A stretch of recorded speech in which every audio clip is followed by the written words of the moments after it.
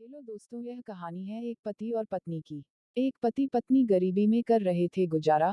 अचानक पति को मिल गया एक खजाना। बहुत धन होने के बावजूद पत्नी ने छोड़ दिया अपने पति का साथ।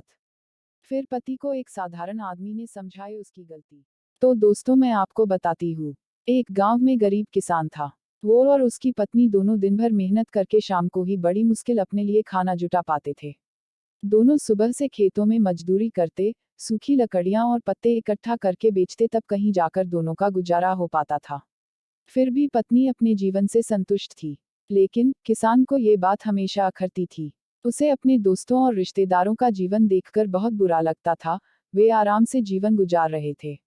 एक दिन किसान की किस्मत पलट गई। जंगल में लकड़ियां लेने गया किसान काफी आगे तक निकल गया। जंगल के बीच में उसे एक गुफा दिखाई दी। गुफा में अंधेरा था। वो जैसे तैसे हिम्मत जुटाकर गुफा में दाखिल हुआ। जब वो अंदर गया तो उसकी आंखें फटी रह गई। अंदर एक पूरा खजाना था। उसने खजाने पर कब्जा कर लिया और गुफा को मिट्टी, पत्थर और पेड़ों के पत्तों से ढक दिया। फिर बैलगाड़ी से धीरे धीरे सारा खजाना अपने घर ले आया।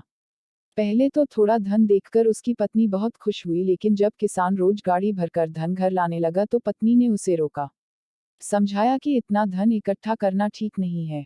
जितने धन में हमारा जीवन आराम से कट जाए, उतना आप ले ही आए हैं। लेकिन किसान के सिर पर धन की धुन सवार थी। उसने नया घर खरीद लिया, नौकर चाकर रख लिए, पूरे खजाने को अपने घर में सुरक्षित करके रख लिया। धीरे धीरे उसके धनवान होने की बात दूर दूर तक फैल गई। कई लोग रिश्तेदारियां निकालकर उसके पास आने लगे, उसे इज्जत देने लगे। वो भी धन के अभिमान में उसे बुरी आदतें लग गईं। अपनी अय्याशी में वो पत्नी से भी दूर हो गया।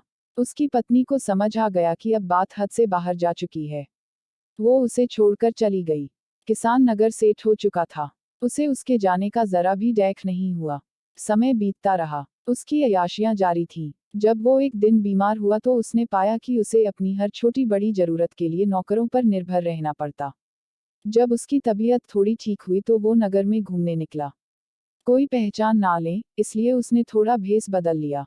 उसने सोचा क्यों ना अपने बारे में लोगों से पूछा जाए। घर आकर तो लोग बहुत तारीफ करते ही हैं। उसने एक आदमी से पूछा कि नगर में जो अमीर आदमी रहता है उसके बारे में क्या सोचते हो। उस आदमी ने कहा, वो तो बेचारा बदकिस्मत आदमी है। किसान ने पूछा क्यों, बदकिस्मत कैसे, उसके पास तो बहुत धन है, राजा की तरह रहता है। वो आदमी बोला, भाई, जब वो गरीब था तो उसकी पत्नी उसके साथ रहती थी। वो बहुत समझदार और भली थी।